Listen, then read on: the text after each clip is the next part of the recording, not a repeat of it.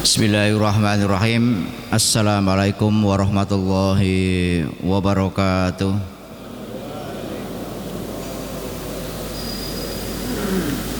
Alhamdulillahilladzi ahyana ba'dama amatana wa ilaihin nusur. Walhamdulillahilladzi hadana lihadza wa ma kunna linahtadiya laula an hadanallah. Asyhadu an la ilaha illallah wa asyhadu anna Muhammadar Rasulullah. Allahumma shalli wa sallim wa barik ala Muhammadin wa ala alihi wa sahbihi ajma'in. Amma ba'du. Jamaah salat subuh rahimakumullah. Alhamdulillahirabbil alamin.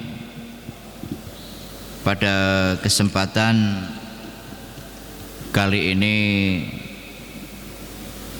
kita bisa menunaikan jamaah sholat subuh sebagaimana biasa. Mudah-mudahan Allah Subhanahu wa Ta'ala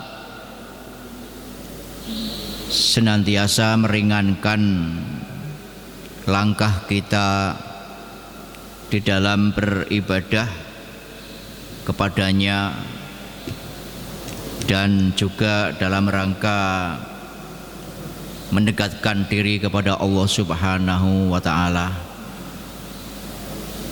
Salawat dan salam kita sampaikan pula kepada Nabi kita Muhammad sallallahu alaihi wasallam. Mudah-mudahan kesempatan hidup yang diberikan oleh Allah Subhanahu wa Ta'ala dapat kita manfaatkan, dapat kita gunakan dengan sebaik-baiknya dalam rangka tentu saja menyempurnakan keimanan kita terhadap Rasulullah sallallahu alaihi wasallam. Bapak Ibu jamaah salat subuh rahimakumullah. Insya Allah apa yang saya sampaikan sebenarnya merupakan materi berkelanjutan dari materi awal sampai dengan materi akhir, dan sudah kami coba siapkan materi sedemikian rupa agar kita semuanya menjadi lebih siap untuk menghadapi hidup dan kehidupan ini. Bapak Ibu rahimakumullah, judul kita pada pagi hari ini yaitu mensikapi hidup dan kehidupan. Bapak Ibu rahimakumullah, kita semuanya tahu bahwa hidup yang kita jalani ini sebenarnya merupakan kehidupan berantai. Dilihat dari alurnya, maka rantai kehidupan kita itu tidak bersambung. Tepatnya kehidupan yang kita jalani ini dari awal hidup sampai dengan mati. Sekalipun setelah mati mengalami hidup lagi dan tidak akan mengalami mati lagi. Sehingga Islam itu bagaimanapun menegaskan ada kehidupan yang kedua setelah hidup di dunia ini. Tetapi rangkaian kehidupan kita di dunia ini berdampak, berakibat pada apa yang akan dijalani dalam kehidupan di akhirat nanti. Nah, Bapak Ibu rahimakumullah, di dalam memaknai hidup dan kehidupan, ya, Ada satu statement, ada satu ungkapan yang mungkin sudah akrab di telinga kita. Kalau ada pertanyaan, sebenarnya kehidupan ini pertanyaan mendasarnya apa? Pertanyaan yang mendasar itu adalah siapa sebenarnya kita? Siapa sebenarnya manusia? Maka jawabannya manusia adalah makhluk. Kalau manusia itu adalah makhluk, berarti ada al-khaliq, yaitu yang menciptakan. Sedangkan yang menciptakan kita adalah Allah Subhanahu wa ta'ala. Maka ada satu ungkapan, man arafa nafsahu faqad arafa rabbahu. Siapa yang menciptakan kita, siapa yang menciptakan manusia adalah Rabb. Siapa Rabb kita? Nah, inilah jawabannya. Kalau manusia ingin mengetahui siapa Rabbnya, Rabbunnya, maka ketahuilah, pahamilah dirinya sendiri. Ini ditegaskan di dalam surat An-Nisa ayat 1. Alladzi khalaqakum min nafsin ila akhiri ayat. Maka kalau kita ini sadar bahwa kita ini adalah ciptaan Allah, maka mesti kalau kita ingin mengenal Allah, maka kenalilah dirinya sendiri. Nah, ilmuwan dari Yunani pun juga sering mengatakan apa yang disampaikan oleh Socrates, kenali dirimu, gnosticism. Sebenarnya gambarnya sangat bagus. Oke, saya akan mengawali untuk merenung terhadap diri kita sendiri. Maka kita harus fokus. Kalau orang tidak fokus, maka tidak akan kenal. Fokus itu yang pertama, F. Pikirkan keadaan diri kita saat ini. Diri kita ini siapa? Diri kita ini dari mana? Diri kita ini kedudukannya di mana? Diri kita ini mau apa? Diri kita ini maunya bagaimana? Kenali diri. Ibda binafsi, kata Ustadz Syafin. Kalau sudah, yang pertama adalah pikirkan keadaan diri kita saat ini, maka yang O, silahkan sementara orang lain jangan dipikir. Jangan mikir istri, jangan mikir anak, jangan mikir tetangga, jangan mikir saudara, jangan mikir yang lain. Sementara tinggalkan, tidak usah dipikir. Kenapa? Karena nanti pada hakikatnya saat kita berada di hadapan Allah Subhanahu wa ta'ala, mau tidak mau harus menghadapi sendirian. Di situ tidak ada satu pertolongan. Ayah pada anaknya, ibunya kepada suaminya, anaknya kepada ibunya, tidak ada. Semuanya akan berhadapan dengan Allah sendiri. Maka untuk mengenali hidup dan kehidupan ini, O adalah orang lain sementara dilupakan. K, kenali kondisi dominan dalam diri kita. Mari kita kenali, kira-kira kita ini manusia itu memiliki modal, memiliki kemampuan, memiliki potensi apa dalam diri kita. Apakah modal dalam diri kita itu berupa harta kekayaan? Apakah modal dalam diri kita ini berupa kemampuan untuk membaca firman ayat-ayat Allah, atau apa? Kita kenali terlebih dahulu kondisi yang ada dalam diri kita.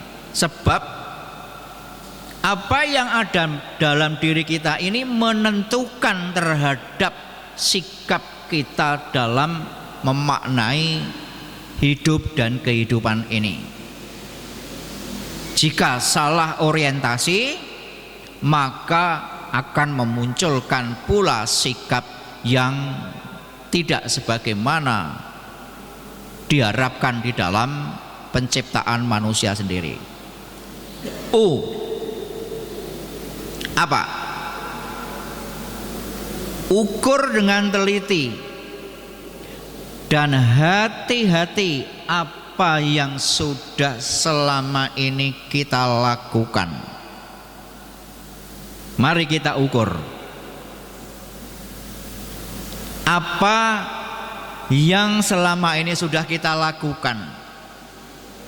Apakah yang selama ini kita lakukan relatif sejak kita ini mampu berpikir, berarti balik yang kita lakukan selama ini itu, apakah ini memang lebih dominan kepada amal soleh ataukah justru sebaliknya? Di sini memunculkan apa yang disebut dengan sikap self introspection. Dan S,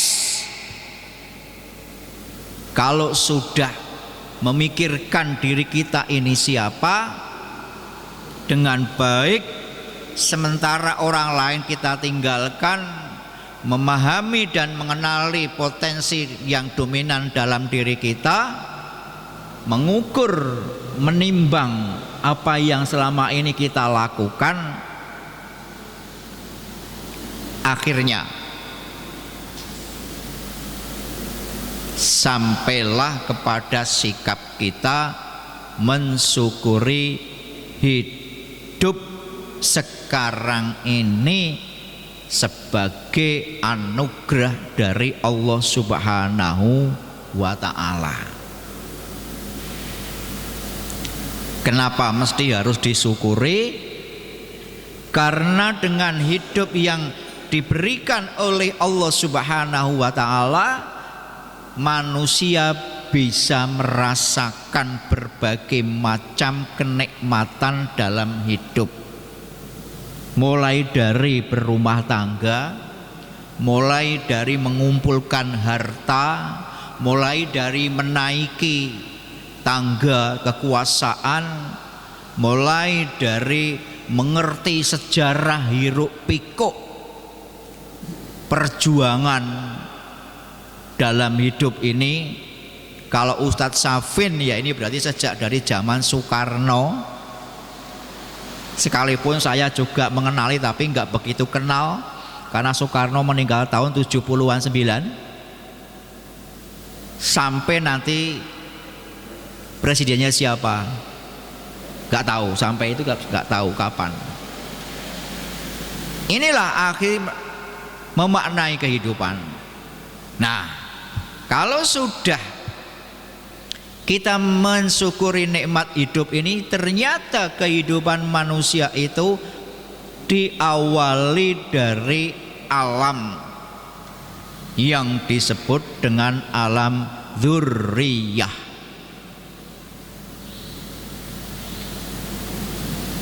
Allah berfirman dalam surat Al-A'raf ayat 172. Bismillahirrahmanirrahim. Wa id akhadha rabbuka min bani adama min zuhurihim dzurriyyatahum wa ashhadahum ala anfusihim alastu birabbikum qalu bala syahidna antakulu yaumal qiyamati inna kunna an hadza ghafilin, yang artinya wa'id akhadha rabbuka, ketika Tuhanmu menurunkan mim bani Adama, keturunan dari anak Adam, dari kita ini semuanya keturunan dari anak Adam, min zuhurihim, dari tulang punggung ayah mereka, dzurriyyatahum berarti keturunan tulang punggung ayah. Makanya Islam itu mengenal keturunan dari garis patrialistik, ayah bukan ibu Adam. Lalu wa ashhadahum ala anfusihim, lalu mereka itu bersaksi terhadap jiwa mereka seraya berfirman, alastu birabbikum, bukankah aku ini adalah Tuhanmu? Qalu, alam dzurriyyah manusia ini menjawab, bala syahidna, betul ya Allah, betul Engkau Allah adalah Tuhan kami. Ayat ini menjadi dasar bagi kita bahwa sebelum kita ini memasuki alam yang berikutnya, yang real adalah alam dunia ini, alam barzah ini, sebenarnya setiap anak, setiap jiwa, setiap manusia itu telah mengakui bertuhan. Sehingga kalau ada manusia yang tidak bertuhan, sebenarnya dia tidak mengenali posisi dirinya. Inilah yang disebut dengan orang ateis. Beda dengan komunis. Komunis itu ajarannya lebih cenderung kepada ajaran penyamarataan kedudukan manusia. Maka ada sosialis dan lain sebagainya. Bapak Ibu rahimakumullah, jadi anak Adam itu semuanya mengakui keberadaan Allah sebagai Tuhan yang Esa. Namun Allah menyindir dalam firman-Nya tadi, inna kunna an hadza ghafilin, tetapi kebanyakan manusia itu melupakannya. Kenapa melupakan? Nah, kalau soal lupa itu saku tangan, saku baju, apa dompet? Kira-kira apa yang lupa? Saku, baju, dompet, apa tas? Bukan. Yang melupakan itu, melupakan Tuhannya itu adalah soal yang berkaitan dengan otak. Otak yang mana yang sering melupakan Allah? Mari kita lihat. Otak kita ini ada 3. 1 otak kiri, 2 otak kanan, 3 adalah otak kecil. Yang otak kiri kita ini, seringnya manusia itu berpikir secara berurutan, abstrak, simbolis, verbal, rasional. Jadi kalau orang ditanya sholat itu ternyata apakah rasional? Tidak rasional. Tuhan itu, Allah itu tidak ada, rasional tidak ada, itu tidak rasional.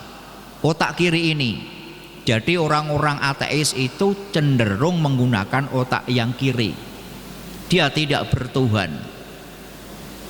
Tetapi otak kanan kita ini memiliki potensi untuk berintuisi, berpikir secara analog, sintetis, tanpa kata-kata, karena yang dipakai adalah hatinya.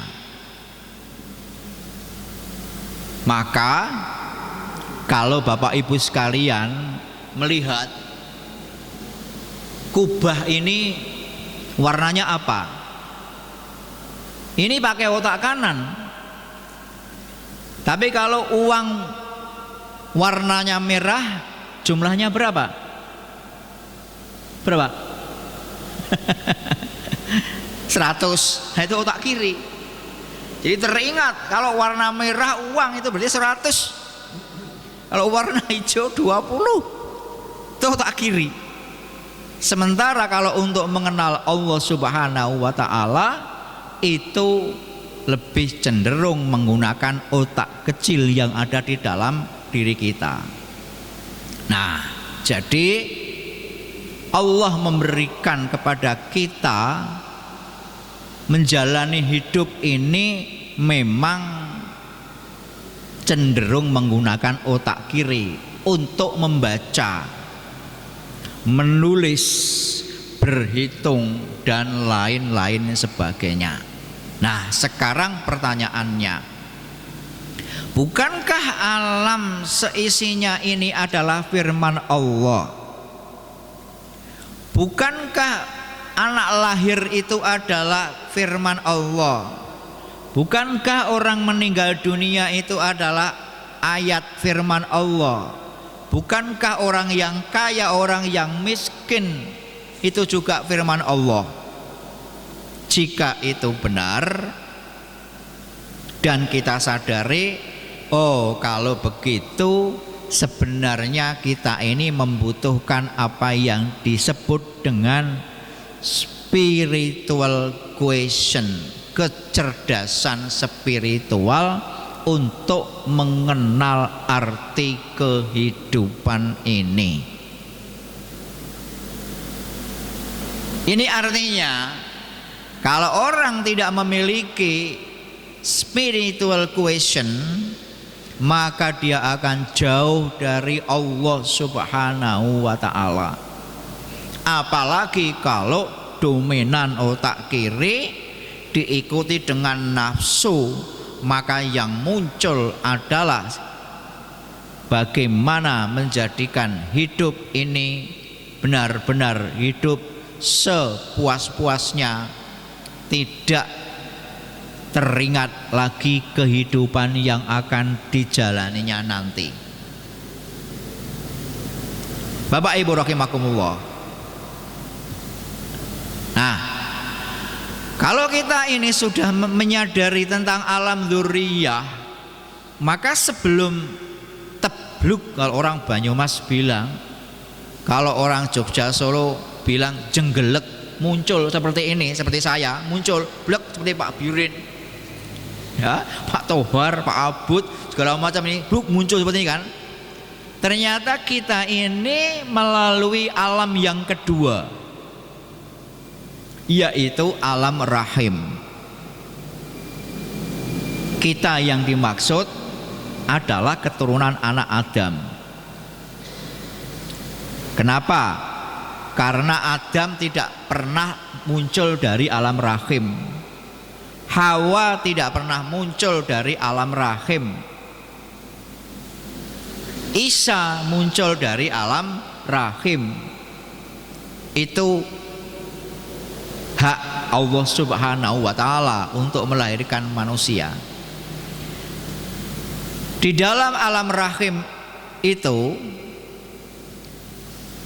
ditegaskan oleh Allah Subhanahu wa taala bahwa kita ini diciptakan dari saripati yang berasal dari tanah. Kalau yang namanya saripati berarti itu ekstrak. Padahal kita tahu menurut teori pertanahan, tanah itu tidak hanya satu macam-macam. Tanah padas, pasir, basal, lempung, dan segala macam. Tapi ini oleh Allah Subhanahu wa taala diekstrak sedemikian rupa sebagai modalitas untuk membentuk manusia. Makanya Allah berfirman, min sulalatim min tin. Kemudian dijadikanlah sulalatim min tin itu saripati air mani yang disimpan di dalam tempat yang kokoh, yaitu rahim. Nah, semuanya mesti sudah sadar. Jadi sadar tidak sadar, ngaku tidak ngaku, kita ini lahir ke dunia melalui proses penciptaan dari air mani. Kemudian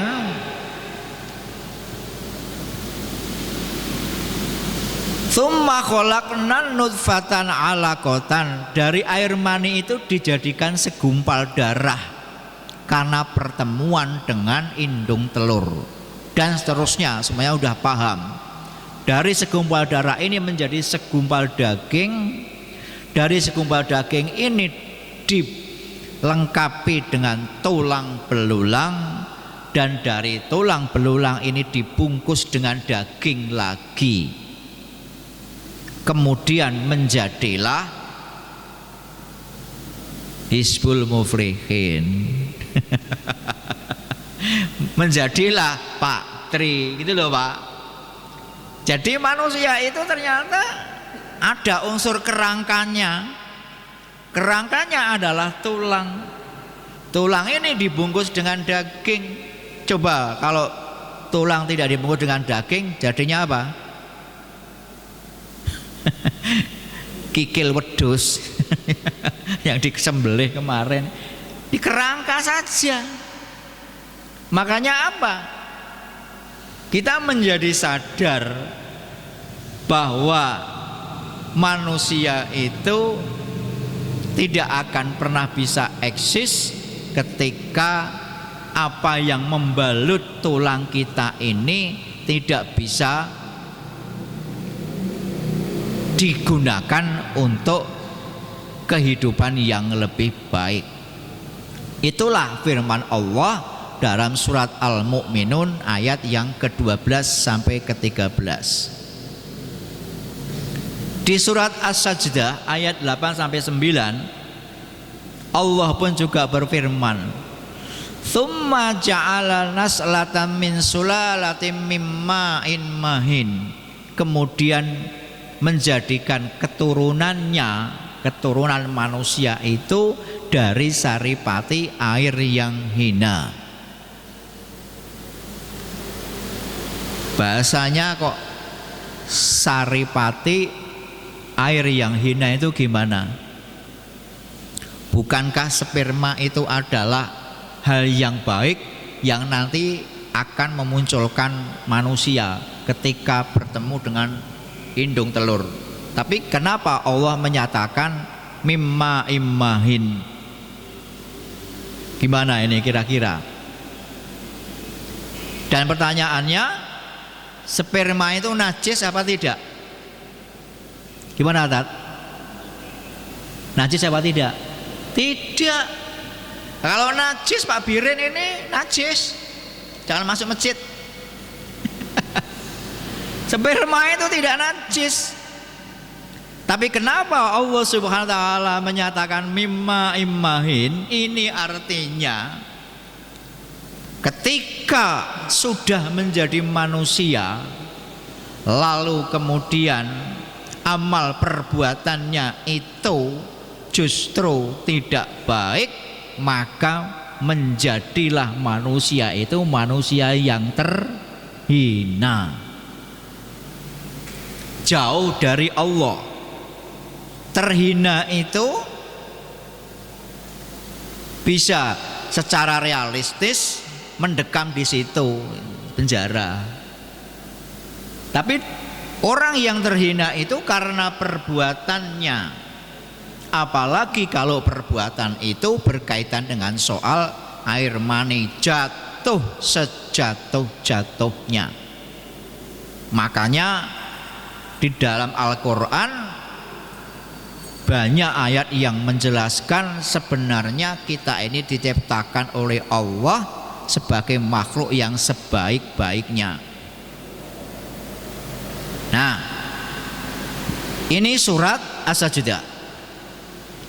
Sekarang kalau kita sudah mengenal Allah, maka sekarang siapa diri kita ini? Maka diri kita ini yang jelas makhluk Allah yang mesti harus bertanggung jawab terhadap diri sendiri. Sedangkan diri sendiri itu bahasa agamanya disebut dengan nafsun, nafsi. Kata Ustadz Sulaiman sama Pak Abud, gimana ini nafsi sendiri gitu kan? Sedangkan nafsun itu terdiri dari rumah besar. Rumahnya besar nafsun itu adalah roh. Maka ketika ditanya sebenarnya roh itu seperti apa, Rasulullah ditanya wa yas'alunaka 'anir roh, maka Allah memberikan satu bocoran jawabannya. Kul lirruhu min amri rabbi. Roh itu urusan Allah.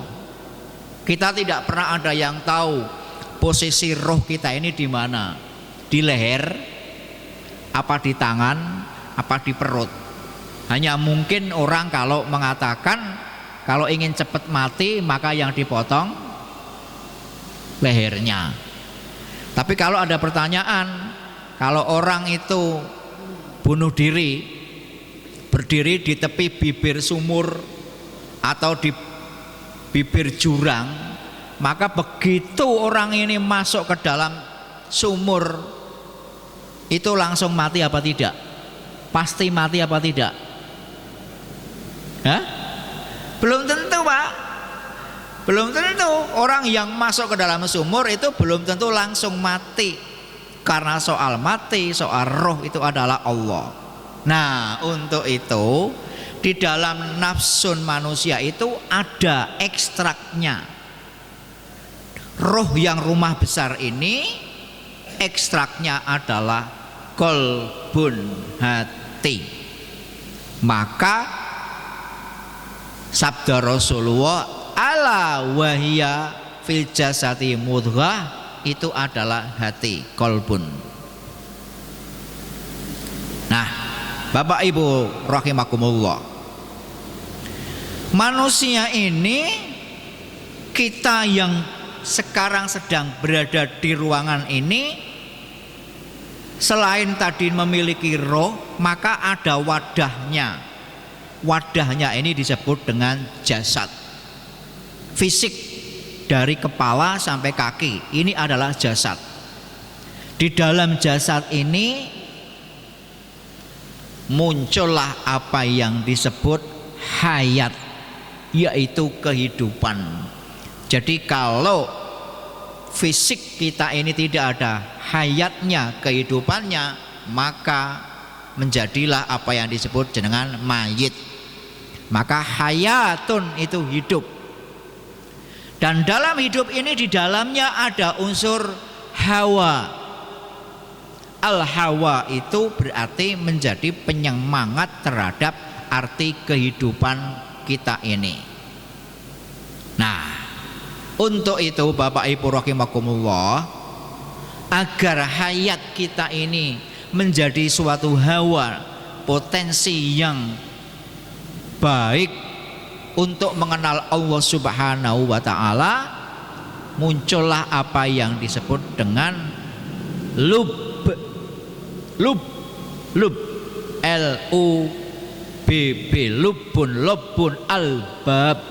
Makanya kalau ulil albab, al-albab itu adalah hati, lubul kolbi, hati yang paling dalam. Karena memang dalam diri kita itu ada sejumlah hati. Ada hati sanubari, ada hati maknawi. Di antara hati-hati itu ada yang hati yang paling luar, namanya hati sanubari. Sanubari itu mempertimbangkan baik dan buruk atas dasar otak manusia. Tapi kalau lubul kolbi adalah hati yang dipakai untuk mengenal Allah atau untuk musyahadah. Nah, ini yang kemudian kalau oleh Syekh Siti Jenar diartikan dengan manunggaling kawula Gusti. Jadi sampai mengakui dirinya sebagai Tuhan. Saya ya saya ya Tuhan, Tuhan ya saya. Tidak jauh berbeda dengan Fir'aun. Fir'aun itu saya Tuhan. Ketika Fir'aun ini didebat oleh Nabi Musa alaihissalam untuk diajak tunduk kepada Allah, tidak mau, lalu memunculkan berbagai macam semacam peringatan. Yang terakhir, Bapak Ibu rahimakumullah, di dalam surat yang kedua yaitu Ali Imran, Allah berfirman, inna fi khalqis samawati wal ardi wa ikhtilafil laili wan nahari la ayatil liulil albab. Penciptaan langit, penciptaan bumi yang kita diami ini, pergantian malam dengan siang, siang dan malam. Sekalipun kalau ditanya siang dengan malam dulu mana Pak Birin? Ya, siang dengan malam dulu mana? Kalau malam dengan siang dulu mana? Muter ya. Seperti telur dengan ayam dulu mana? Dulu ayam, karena telur itu munculnya dari ayam. Sedangkan ketika kita di penetasan ternyata ayam dari telur, muter. Nah, itu semua la ayatil liulil albab, sungguh menjadi tanda-tanda bagi orang-orang yang memiliki al-albab.